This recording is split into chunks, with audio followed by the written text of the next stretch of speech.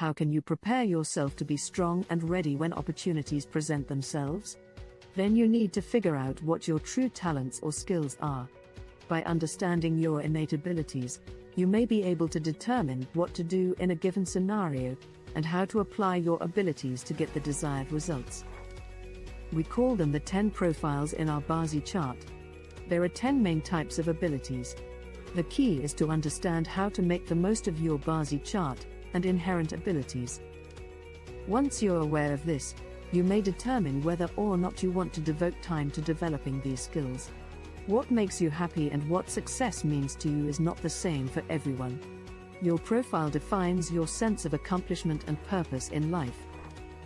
If you're having trouble in life, no matter how hard you try or how many sacrifices you make, keep reading to learn how to make the most of your abilities.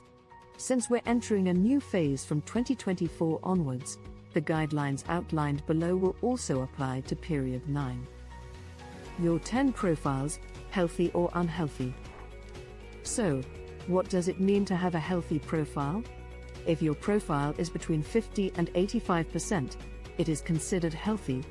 It suggests that your profile will tend to be more good than negative. Anything exceeding 85%, on the other hand, may become harmful. Similarly, if your profile is less than 25% or even 0, it is more difficult for you to use those skills. Your profile's strength can fluctuate from year to year.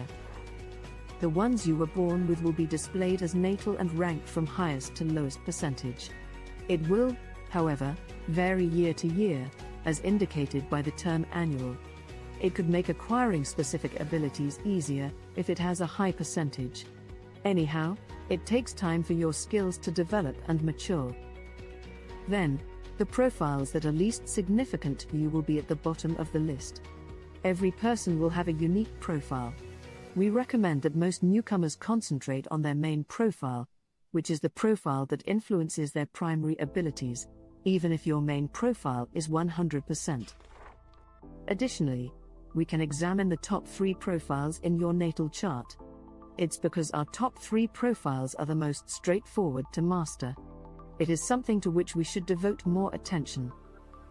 However, your 4th and 5th profiles can add value to others since they are easy to execute too. The 10 profiles, the technicalities in a nutshell. How did this main profile come about?